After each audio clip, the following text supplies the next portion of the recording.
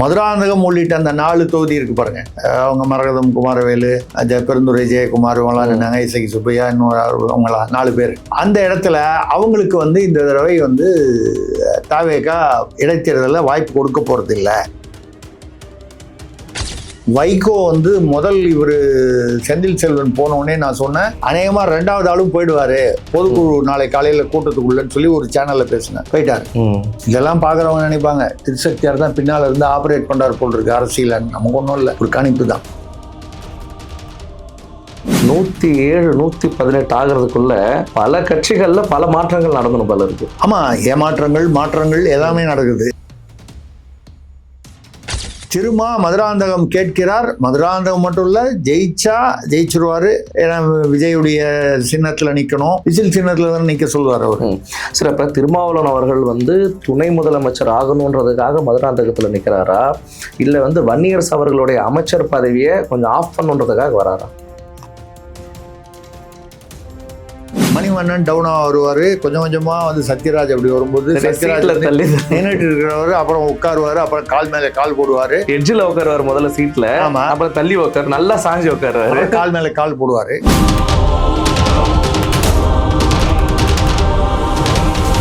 வணக்கம் ஸ்பெக்ட்ரம் தமிழ் நேயர்களே. இன்று நேர்காணலுக்கு நம்முடன் மூத்த பத்திரிகையாளர் திருசக்தி சுந்தரராமன் உடன் இருக்கிறார். பல சுவாரஸ்யமான தகவல்களை வைத்திருக்கிறார், கேட்கலாம் வாங்க. வணக்கம் சார். வணக்கம் கார்த்திக் சார், சொல்லுங்க.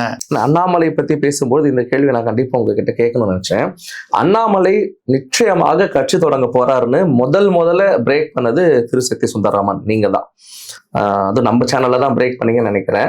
அது இருக்கும், ஒரு 8 மாசத்துக்கு இருக்கும். அதை நீங்க பிரேக் பண்ணும்பொழுது கமெண்ட்ஸ்ல பலவிதமான ஒரு விமர்சனங்கள். நீங்க பாத்தீங்களா, நீங்க சொல்றது ஃபுல்லா போய் அப்படி இப்படின்னு சொல்லிட்டு நீங்க இப்பயும் இருக்கு, அந்த வீடியோ அப்படியே இருக்கு.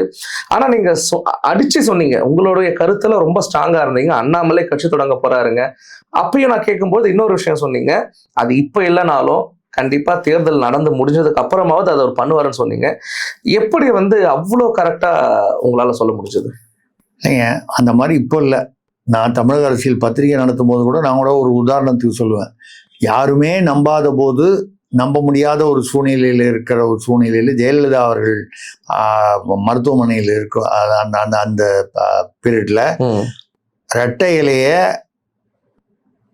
தேர்தல் ஆணையம், பாஜக மத்தியில் ஆட்சியில் இருக்கும் பொழுது 2016 தானே முடக்க போகுது. இந்த ஓபிஎஸ் சம்பந்தப்பட்ட விஷயத்தினால 3 மாதத்துக்குள்ள முடக்குவாங்கன்னு எழுதினேன். எல்லாரும் திமுக தலைமையிலேருந்து கூப்பிட்டு கேட்டாங்க, அதிமுக தலைமையிலேருந்து கூப்பிட்டு கேட்டாங்க. உங்களை தவிர எந்த பத்திரிகையுமே அது போடல. அப்போ சும்மா வந்து விறுவிறுப்புக்காக, சேல்ஸுக்காக போட்டீங்க. இல்லைங்க, நான் அந்த மாதிரிலாம் எழுதுற பழக்கம் இல்லை. போய் பரபரப்புக்காக எதையுமே நான் சொல்றதில்லை. எனக்கு கிடைத்த தகவல் என்ன, சோர்ஸ் சொல்லுங்கன்னு கேட்டாங்க. நான் சோர்ஸ் சொல்ல மாட்டேன்னு சொல்லிட்டேன். ஆனால் 2.5 மாசத்துல நான் சொன்னது பிப்ரவரி 28க்குள்ள, இந்த கிட்டத்தட்ட நவம்பர் மாதம் 25 தேதிக்கு 25ஆம் தேதி டேட் போட்ட இஷ்யூ பட்டம் ஞாபகம் இருக்கு எனக்கு. 3 மாசம்னா பிப்ரவரி 25. பிப்ரவரி 22ஆம் தேதி பிளாக் பண்ணி வந்துடுச்சு. அப்போ மறுபடியும் கூப்பிட்டு கேட்டாங்க. யாருமே நாங்கள் நம்பல. ஏன்னா வேற எந்த பத்திரிகையிலையும் அதை பற்றி வரவே இல்லை. இப்போ நார்மலாக ஒரு விஷயம் ஒரு பத்திரிகையில் வந்தா பின்னாலேயே ஃபாலோ அப்பாக மற்ற இடத்துல வரும், அதை ஒட்டி இட்டி வரும். யாருமே எழுதலை. எல்லாரும் வந்து இருந்தாலும் ஏதோ சொல்றாரு பரபரப்புக்காக அப்படின்னு விட்டாங்க. 2.5 மாசத்துல நடந்த உடனே ஷாக் ஆகி, சார் உங்களுக்கு யார் சொன்னாங்க, எப்படி தெரிஞ்சுது, அந்த சோர்ஸ் எப்படி, அது சொல்லக்கூடாது சொன்னேன். அந்த பீரியட்ல இருந்து அதே மாதிரிதான் 2016 திமுக ஜெயிக்கும்னு சில டிவி சேனல்கள் பத்திரிகைகள்லாம் வந்து கருத்து கணிப்பு நடத்தினாங்க. நான் என் பத்திரிகையில 130லேருந்து 135 அதிமுக ஜெயிக்கும், 80லேருந்து 90 வந்து திமுக ஜெயிக்கும்னு போட்டேன். இது தவறு, இவர் வந்து அதிமுக சார்பில். நான் அதிமுக சார்புலாம் ஒன்றும் இல்லை. சப்போஸ் திமுக ஜெயிக்கும்னு இருந்ததுன்னா நான் திமுக ஜெயிக்கும் தான் எழுதணும். நான் சொன்னா திமுக ஜெயிச்சிட போதா, நான் சொன்னா அதிமுக ஜெயிச்சிட போதா. நம்மளுடைய வேலை வந்து கணிப்பு தான். யாரு ஜெயிக்கணும்னு நினைக்கிறது வந்து மிஞ்சி போனா அதை பாருங்க, இந்த ஒரு ஓட்டு தான். இந்த ஒரு ஓட்டுல வந்து யாரும் ஜெயிக்கவும் போறது இல்லை. நான் இல்லை பெரிய கருப்பு மாதிரி பாவம் அதாவது ஒரே ஒரு ஓட்டுல தோத்தாரு அந்த மாதிரி ஏதாவது நடந்தா அது எல்லா இடத்துலையும் நடக்க போறது இல்லை. அந்த மாதிரி நம்ம வந்து சில விஷயங்கள் வந்து வர தகவல்கள், நமக்கு இருக்கக்கூடிய நெட்வொர்க் தகவல்கள், அது மட்டும் இல்லாம இந்த தகவல்களை வைத்து இப்படிதான் அரசியல்ல வந்து நிகழும் என்று சில யூகங்கள், அந்த ஸ்ட்ராட்டஜின்னு சொல்லுவாங்க, யூகங்கள்னு சொல்லலாம். அதாவது ப்ரெடிக்ஷன்ஸ், கெஸ். அந்த கெஸ் வந்து லாஜிக்கல் கெஸ். இது வரைக்கும் அப்படிதான். அதான் சொன்னேன், ஜனநாயகன் இவருக்கு கிடைச்ச அதை பத்தி நான் ஒரு வாரம் முன்னால பேசினேன், தப்ப கொடுத்துட்டாங்க. வைகோ வந்து முதல் இவர் செந்தில் செல்வன் போனோடனே நான் சொன்னேன், அநேகமா 2வது ஆளும் போயிடுவாரு பொதுக்குழு நாளை காலையில கூட்டத்துக்குள்ளன்னு சொல்லி ஒரு சேனல்ல பேசினேன். போயிட்டாரு. இதெல்லாம் பாக்குறவங்க நினைப்பாங்க திருசக்தியார் தான் பின்னால இருந்து ஆபரேட் பண்றாரு போல் இருக்கு அரசியல். நமக்கு ஒன்றும் இல்லை, ஒரு கணிப்பு தான். அந்த வகையில் இப்போ வந்து சீமான் சொல்லிட்டாரு, அண்ணாமலை இயக்கம் ஆரம்பிச்சுட்டு இப்போ கட்சின்ற அவரு இதுல பெருந்துறை, ஏன்னா அவர் கொங்கு பகுதி, பெருந்துறையில இருந்து ஜெயக்குமார்னு ஒருத்தர் அதிமுகல இருந்து, அந்த ஜெயக்குமார் வேற ஒரு ஜெயக்குமார், அவர் வந்து ரிசைன் பண்ணி இருக்காரு, அவர் நிக்கிறாருன்னு சொல்றாங்க. அண்ணாமலை இடைத்தேர்தலில் களமிறங்குறாரு அப்படின்னு ஒரு செய்தி இருக்கு, இன்னும் உறுதிப்படலை. சீமான் உறுதிப்படுத்திட்டாரு. உங்களுக்கு ஆச்சரியமான விஷயம் பார்த்தீங்கன்னா, அவர்களும் ஏற்கனவே காட்டுமன்னார் கோயிலில் நிற்கணும்னு சொல்லி அறிவிச்சு அப்புறம் அதை கேன்சல் பண்ணிட்டாரு. திமுக பின்னால பேசும்போது திமுக தலைமை அழுத்தம் கொடுத்து என்ன நிற்க கூடாதுன்னு சொன்னாங்கலாம் பேசிட்டாரு. இப்பொழுது மதுராந்தகம் உள்ளிட்ட அந்த 4 தொகுதி இருக்கு பாருங்க, அவங்க மரகதம், குமாரவேலு, பெருந்துறை ஜெயக்குமார், இவங்களாம் இசைக்கு சுப்பையா, இன்னொரு அவங்களா 4 பேர். அந்த இடத்துல அவங்களுக்கு வந்து இந்த தடவை வந்து தாவேகா இடைத்தேர்தலில் வாய்ப்பு கொடுக்க போறது இல்லை அப்படிங்கிறது ஏற்கனவே நம்ம வந்து ஸ்பெக்ட்ரம்லயே பேசியிருக்கோம், நான் பேசியிருக்கேன். ஏன் கொடுக்க போறது இல்லைன்னா, அது வழக்கு வந்து போட்டிருக்காங்க. அவங்க அந்த மாதிரி 21 நாள்லயே மாறினது தப்பு, அவங்க தேர்தல் செலவான 5 கோடி ரூபாய் வந்து அந்த ஒரு தொகுதிக்கும் அவங்க வந்து தேர்தல் ஆணையத்துக்கு கட்டணும்னு சொல்லி யாரோ வழக்கு போட்டிருக்காங்க. இன்னும் வழக்கெல்லாம் முடிவுக்கு வரல, அந்த ஸ்டேஜுக்கே வரல. ஆனால் இடைத்தேர்தலில் ஒரு இதை வச்சுக்கிட்டு இடைத்தேர்தலில் தடை பண்ணிட்டாங்கன்னு வைங்க, இல்லை இடைத்தேர்தலில் ஜெயிச்சதுக்கு அப்புறமும் அதை ஹோல்டு பண்ணிட்டாங்க, ஸ்டே கொடுத்துட்டாங்கன்னு வைங்க, அதை தாவேகா சார்பா போட்டிட்டு ஜெயிச்சாலும் அது செல்லாது. இல்ல வந்து இடைக்கால தடை கொடுத்துட்டாங்கன்னு வைங்க. எதுக்காக இவ்வளவு கஷ்டப்பட்டது? இந்த 107 வந்து 118 நோக்கி சேஃபா யாரையும் மற்றவங்கள நம்புற மாதிரி இருக்கக்கூடாது, நம்மளே ஒரு 120 சீட் வச்சிருந்தா இந்த பிரச்சனை வராதுன்னு. அதுக்கு இடைஞ்சல் வந்துருச்சுன்னா, அதனால இந்த 4 பேருக்கு இப்போ கொடுக்க போறதுல பின்னால ஏதாவது வாரியம் உள்ளாட்சி தேர்தல் எங்கேயாவது கொடுத்துக்கலாம் அப்படின்னு சொல்லி தாவேகா சார்பிலேயே நிக்க வைக்கிறதா இருக்காங்க. சரி, 107 118 ஆகிறதுக்குள்ள பல கட்சிகள்ல பல மாற்றங்கள் நடந்தணும் போல இருக்கு. ஆமா, ஏமாற்றங்கள் மாற்றங்கள் எல்லாமே நடக்குது. அது மாதிரி வந்து ஸோ இந்த ஒரு கட்சி 118 எப்படா வரும்ன்று வந்து மக்கள் நினைக்கிறாங்க, அவங்க நினைக்கிறாங்க. மற்ற கட்சிகளுக்கு இது ஒரு பெரிய ஒரு என்ன சொல்றது த்ரெட்னு சொல்லுவாங்க, ஒரு சவால், ஒரு ஒரு அவங்க கட்சியை டேமேஜ் பண்ற மாதிரி வருது. ஏன்னா தமிழகத்துல இது வரைக்கும் நடந்திருக்க அரசியல் திருப்புமுனைகள் எல்லாமே இந்த 107 118 ஆகிறதுக்கான ஒரு விளைவா தான் இருக்கு. ஒவ்வொரு கட்சிக்காரங்களும் எப்ப அந்த 118 ஆகிறதுக்குள்ள பல கட்சி இங்க உடஞ்சு போயிடும் போல. அதாவது தமிழ்நாட்டுடைய அரசியல் களம் வந்து மாறுபட்டு இருக்கிறது என்பதை நாம் ஏற்றுக்கொள்ள வேண்டும். இது வந்து மக்களுக்கு நன்மையா தீமையாங்கிறதெல்லாம் தாண்டி பார்த்தீங்கன்னா என்னைக்குமே நிலையான அரசு இருப்பதுதான் மக்களுக்கு நன்மை. இது பொதுவான ஜனநாயகம். ஏன் இந்த உதாரணம் சொல்றேன்னா, 2006-11 வந்து திமுக ஆட்சி வந்து 2006 வந்த போது 96 சீட்டு மட்டும் தான் ஜெயிச்சாங்க. திமுக கூட மைனாரிட்டின்னு சொன்னாங்க ஜெயலலிதா அவர்கள். யாருக்கும் அதிகாரத்துல பங்குங்கெல்லாம் அவர் கலைஞர் வந்து கன்சிடரே பண்ணல. ஆனாலும் எந்த கட்சியும் அவரிடம் வந்து நீங்க கொடுக்கலன்னா நாங்க வெளியில போயிடுவோம், நாங்க அங்க போயிடுவோம், இங்க போயிடுவோம், எம்எல்ஏ வந்து ராத்திரி இங்க பேசிட்டு காலையில் அதுக்குள்ள மாறி அங்க போயிடுவான், இந்த மாதிரி நிகழ்வுகள்லாம் அப்போ கேள்வியே படலை, நடக்கவே இல்லை. அதுக்கு காரணம் கலைஞருடைய கருணாநிதி அவர்களுடைய ஆளுமையாக இருந்ததா, இல்ல அன்னைக்கு இருந்த அரசியல் களம் வித்தியாசமாக இருந்ததா, மக்கள் மனநிலைமை, மக்கள் அரசியல்வாதிகள். இன்னைக்கு எல்லா அரசியல் சின்ன சின்ன கட்சியா இருந்தாலும் எல்லாருக்கும் வந்து முதல்வர் ஆகணும். இப்ப அண்ணன் அவர்களுக்கு துணை முதல்வர் ஆகணும்ன்ற ஒரு எண்ணம் வந்திருக்கு. அது சொல்றதுக்காக தான் வந்தேன். மதுராந்தகத்துல அவர் காட்டுமன்னார் கோயில நிக்கிறதா இருந்தாரு, அது நிக்கல, திமுக அழுத்தத்தினால்தான் நிக்கலன்னு சொல்லிட்டாரு. இந்த ஜோதிமணின்னு காங்கிரஸ்காரர் கொடுத்து அவர் ஜெயிச்சுட்டாருன்னு. மதுராந்தகத்துல இப்ப நீங்க தான் மரகதம் குமாரவேல் மற்றவங்களுக்கு எல்லாம் வந்து கொடுக்க போறது இல்லை. அப்ப எம்பி பதவி ராஜினாமா பண்ணிடுவாரா? அப்படிதான் காட்டுமன்னார் கோயில நின்று இருந்தாலும் அது பண்ணிட்டு தானே வரணும். அவருக்கு என்னங்க, டெல்லியில போய் உட்கார்ந்துட்டு அது இந்தியில பேசிட்டு அதை கேட்டுட்டு உட்கார்ந்துட்டு அங்க வந்து எம்பியா இருக்கிறத விட இங்க தமிழ்நாட்டு அரசியல் வந்தால் அங்க ஒரு சின்ன பாலிடிக்ஸ் இருக்கு. அங்க எங்க விசிகால வன்னி அரசு அவர்கள் 2 பேர் தான் ஜெயிச்சாங்க. ஒருத்தர் ஜோதிமணி, வேற ஜோதிமணி, அதாவது பெண் ஜோதிமணி இல்லை, இவர் ஆண் ஜோதிமணி. ஏன்னா இல்லை, அது ஒரு பேர் குழப்பம் வரக்கூடாதுன்றதுக்காக அந்த ஜோதிமணி வந்து அவர் காங்கிரஸ்காரரு. ஏன்னா நான் விசிகால மெம்பரே இல்லையே, எனக்கு எப்படி சீட்டு கொடுத்தாங்கன்னு ஆச்சரியப்பட்டாரு. அறிவிப்பு வந்தோடனே ஜெயிச்சிட்டாரு. விசிகாலாம் தோத்துட்டாங்க. 8 கொடுத்தாங்க, அதுல 2 பேர் தான் ஜெயிச்சாங்க, 6 பேர் தோத்துட்டாங்க. நீங்க சொல்ற ஆண் ஜோதிமணி அவர் ஜெயிச்சிட்டாரு. பட் அவருக்கு வந்து மந்திரி கொடுக்க மாட்டாங்க. ஏன்னா இப்பதான் அவரு கட்சியில உறுப்பினரே இல்லாம அவருக்கு லாஸ்ட் மினிட்ல அவர் வந்து வேட்பாளராக போட்டு வந்ததுனால. ஒரே ஒரு சின்ன கேள்வி குறிக்கிறதுக்கு மன்னிக்கணும். ஆண் ஜோதிமணி நீங்க சொல்றது வந்து ஜோதிமணி என்ற பெயரை கொண்ட ஆனா இல்ல ஜோதிமணி என்ற கேரக்டரை கொண்ட ஆண் அப்படி சொல்றீங்களா? அது நீங்க எப்படி வேணாலும் எடுத்துக்கலாம்.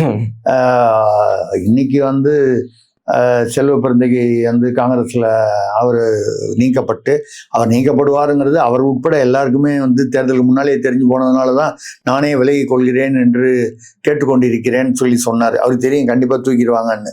அதனால முடிஞ்சிச்சு. மாணிக் தாக்கூரை போட்டாங்க. மாணிக் தாக்கூர், இந்த ஜோதிமணி இவர்களெல்லாம் வந்து தேர்தலுக்கு முன்னாலேருந்தே வந்து ஒரு நம்ம தாவேகாவுடைய ஆதரவு நிலையில் இருந்தவர்கள்.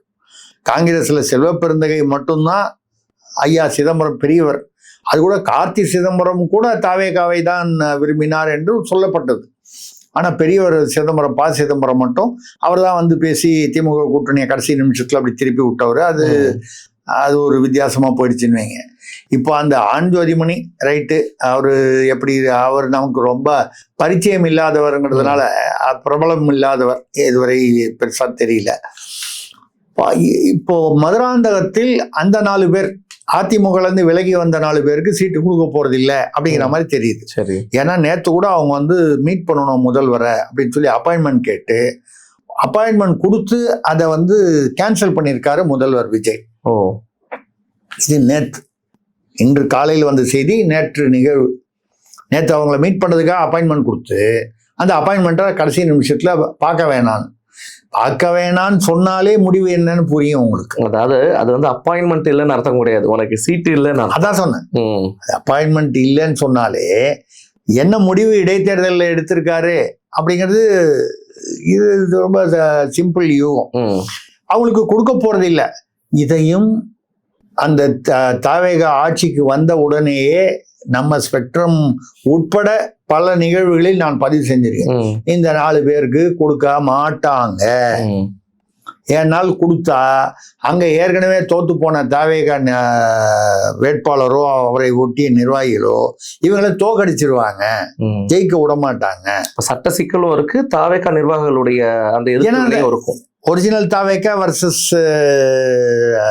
அதாவது ஓல்டு வர்சஸ் நியூ, கிமு கிபி, தேமு தேபி. தேர்தலுக்கு முன் தாவேகா, தேர்தலுக்கு பின் தாவேகாவில் இணைந்தவர்கள். இது வரத்தானே செய்யும், எல்லா இடத்துலையும் வரக்கூடிய ஒரு விஷயம்தான். அப்படி வரும்பொழுது இந்த மதுராந்தகத்துல எனக்கு கொடுங்கன்னு கேட்கிறாராம். யாரு? அண்ணன் திருமாவளவன். அவர் ஏன் கேட்கிறாருன்னா, இப்போ வந்து வன்னி அரசு அமைச்சராகிறத வந்து அங்க வந்து சிந்தனை செல்வன், ஆளூர் ஷானவாசு, ஒரு ரவிக்குமார் இவங்கெல்லாம் விரும்பல. நீங்க வந்து அதுவே பெரிய ஆச்சரியம் என்னன்னா, ஒரு காலத்துல இவங்க எல்லாருமே திமுகவோட தலைமையோட நல்ல நெருக்கமா இருந்தாங்க. திருமாவை தவிர பாக்கி எல்லாரும் வந்து திமுக தலைமையோட நெருக்கமா இருந்தாங்க. திருமா பெயருக்கு தான் தலைவராக இருந்து திமுகவோட பார்த்துட்டு வருவாரே தவிர திமுக தலைமையோட நெருக்கம்னு பார்க்க போனா திருமாவுக்கு இருந்த நெருக்கத்தை விட இவர்கள் அதிகமான நெருக்கம். ஆனா அவர்களுக்குள்ளேயே ஒருத்தர் வந்து இப்போ நம்ம சாதாரணமா நம்ம ஒரு 3-4 பேர் இருக்கோம். திடீர்னு வந்து நீங்க மட்டும் பிரமாதமா ஸ்கூட்டர்ல போயிருந்தீங்க, நம்ம எல்லாம் சைக்கிள்ல போனோம், ஸ்கூட்டர்ல போனோம். நீங்க கார் வாங்கிட்டீங்க, அப்புறம் பார்த்தா இனோவா வாங்கினீங்க, அப்புறம் கொஞ்ச நாள் பொறுத்து ஜகுவார்ல வரீங்க, ஆடி கார்ல வரீங்க. பாக்கி பேர் உங்க கூடவே தான் இருந்திருப்பாங்க, உங்களை கூட விரும்புறவங்க, உங்க கூட வந்த நட்புலாம் இருந்தவங்க. ஆனா நீங்க ரொம்ப வளர்ச்சி அடைஞ்ச உடனே அந்த மனசுக்குள்ள அந்த பொறாமை வரும். என் கூட ஸ்கூட்டர்ல அந்த தொத்தலா ஸ்கூட்டர்ல ஓட்டிட்டு உட்காந்துட்டு பின்னால் உட்காந்துட்டு வந்த ஆளு இன்னைக்கு ஜெகவார் கார்ல போகும்போது நான் என்ன பார்த்துட்டு இப்படி கூட ஒரு அப்படி திரும்பிட்டு போறாரு. ஒரு இயல்பான மனித உணர்வு. அது மாதிரி வன்னியரசு அவர்கள் அமைச்சரானோன்னு மற்றவர்களுக்கு கொஞ்சம் பிரச்சனை. அவங்களாம் என்ன சொல்றாங்க, எல்லாரையும் விட்டு அவர் வன்னியரசு மந்திரி ஆயிட்டாரு, நாங்களாம் வந்து பேசாம திமுகவுக்கு போயிடுறோம். இப்ப இந்த விசிகா என்ற ஒரு அந்த அமைப்பை வந்து கட்டி காப்பாற்ற வேண்டிய அவசியம் திருமாவளவனுக்கு இருக்கிறது, தலைவர் என்ற முறை.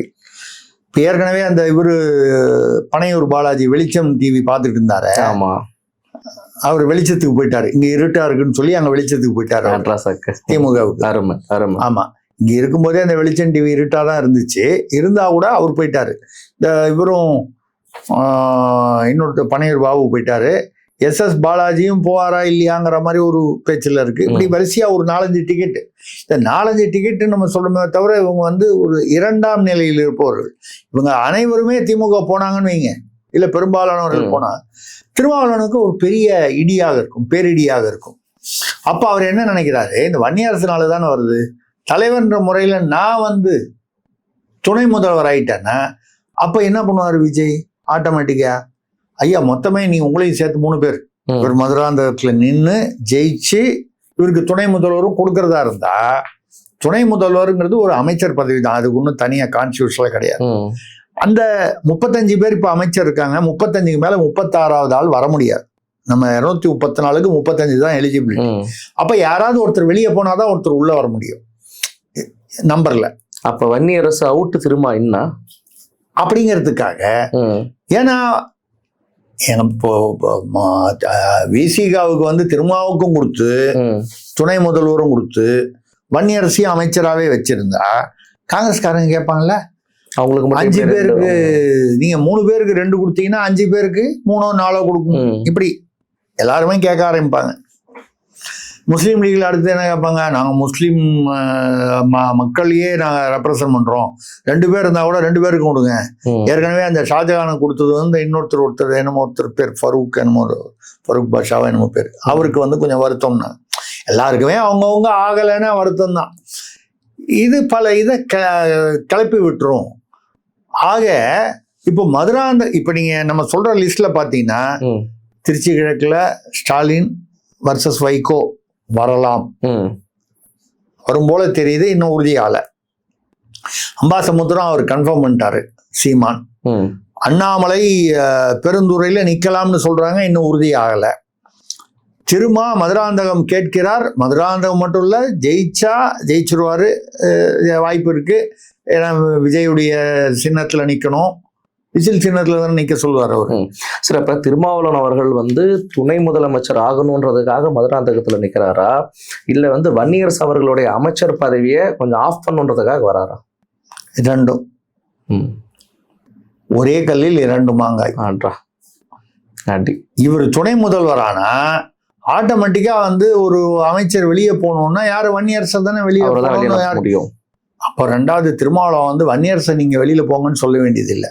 அதை சொல்ல வேண்டிய நிலையில் யார் இருப்பார்? தாவேகா, அதாவது முதல்வர் விஜய் அவர்கள் 3 பேர்ல 2 பேர் கொடுக்க முடியாதுங்க, உங்களுக்கு துணை முதல்வர் கொடுக்கணும்னா அப்ப என்ன பண்ணுவாங்க, சிந்தனை செல்வன், ஆளூர் ஷானவாஸ், ரவிக்குமார், இந்த மாதிரி மற்ற என்ன சொல்றது விசிகாவில் 2ஆம் நிலையில் இருக்கக்கூடிய தலைவர்கள்லாம் எழுச்சி தலைவர், எழுச்சி தமிழர் திருமாவளவன் துணை முதல்வராக வருவது பட்டியல் சமூகத்தின் அடையாளம்.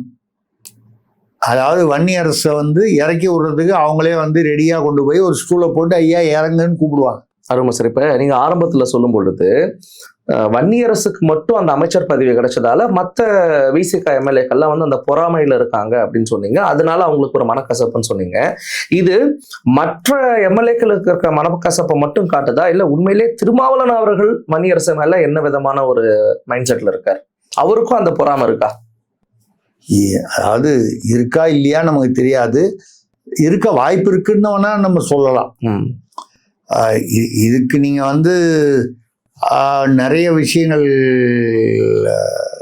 அரசியல் ரீதியாகவும் சில விஷயங்கள் இருக்கு. திமுக ஆட்சி நடக்கும் பொழுது நான் சொன்ன மாதிரி திருமா அவர்களை விட வன்னியரசு வந்து திமுக தலைமைக்கு நெருக்கமாகவும் பல வன்னியரசு சொன்னா பல விஷயங்களை செஞ்சு கொடுக்குற அந்த மாதிரி ஒரு சூழ்நிலை அங்க இருந்தது. திருமா சொன்னா கேட்கறத விட வன்னியரசு சொன்னா கேட்கிற மாதிரி ஒரு அப்போ எந்த தலைவருமே இது வந்து நம்ம வந்து ஒரு யூகத்துல சொல்றோம், எந்த தலைவருமே தன்னை மீறி தனக்கு கீழே உள்ளவர் வந்து வளருவதையோ தன்னை தாண்டி ஓவர்டேக் பண்ணி போறதையோ விரும்ப மாட்டாங்க. எந்த நம்ம வந்து விசிகான்னு சொல்லல, எந்த இப்போ திமுக ஸ்டாலின் இருக்காரு, அவர் பையன் வேணா அவரை ஓவர்டேக் பண்ணும்போது வேணா கொஞ்சம் பொறுத்துப்பாரு. 60 வருஷமா துரைமுருகன் இருக்காருன்றதுக்காக இப்போ அவர் வந்து அவருக்கு துணை முதல்வர் கொடுத்துட்டாங்களா? இல்லையே. கடைக்கோடி தொண்டன், எனக்கு பதவியே எனக்கு திமுக வந்து தேவையில்லை, நான் வரமாட்டேன்னு சொன்ன உதயநிதிக்கு தானே கொடுத்தாங்க.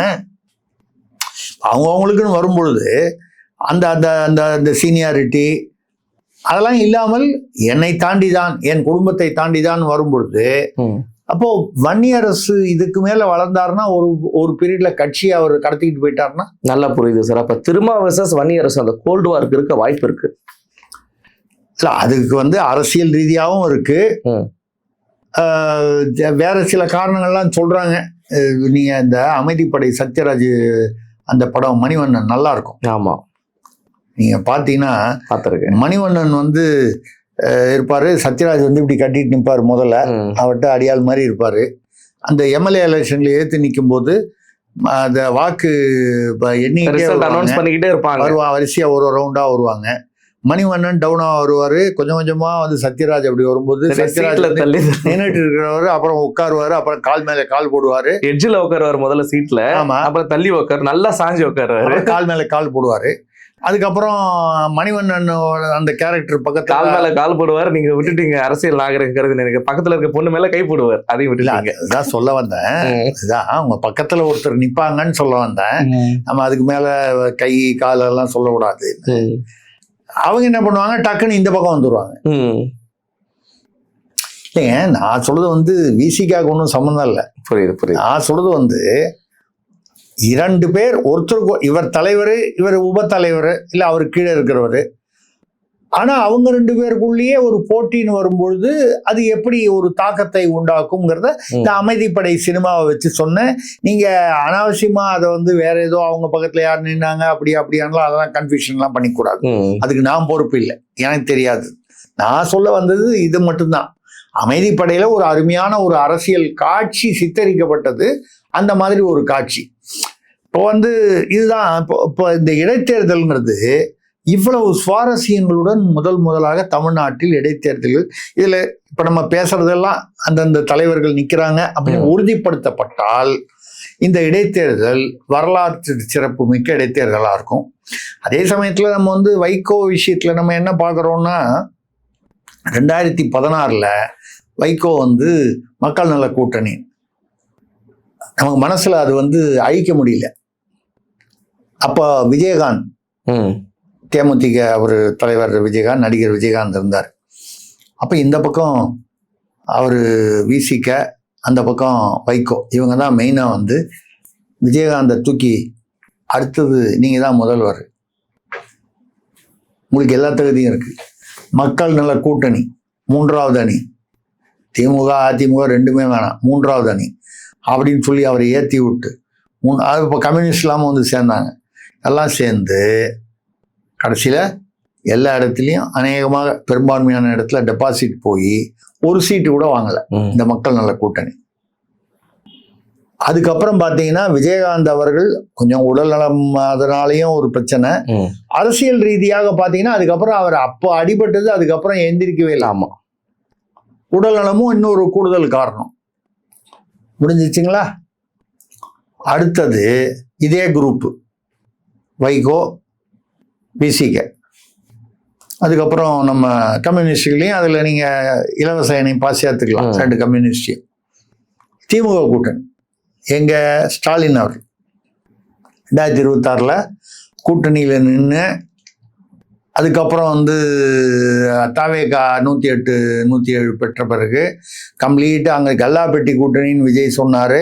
அந்த கல்லாப்பெட்டி கூட்டணியில் இருக்கிறவங்கள தான் அவர் எடுத்துக்கிட்டாரு. அறிவாலயம் வாசலில் போகிறவங்களாம் உள்ள பிடிச்சி போட்டு கொள்ளையடித்த பணத்தில் பணம் கொடுத்து தான் ஸ்டாலின் சேர்த்துக்கிட்டாரு கல்லாப்பட்டி கூட்டணின்னு. ஆனால் அதே கல்லாப்பட்டி கூட்டணியில் திமுகவை தவிர பாக்கி எல்லா கட்சியுமே இந்த பக்கம் வந்துட்டாங்களே. இப்போ யாருமே தேமுதிகவை தவிர பாக்கி எல்லாரும் வந்துட்டாங்க. இப்போ இதே மாதிரி நீங்கள் அப்படியே நினச்சி பாருங்க. அப்போ விஜயகாந்தை உட்கார வச்சுக்கிட்டு இந்த பக்கம் அந்த பக்கம் இவங்க உட்காந்துக்கிட்டு விஜயகாந்தோடைய அரசியல் வாழ்க்கை முடிஞ்சு போச்சு விட்டாங்க.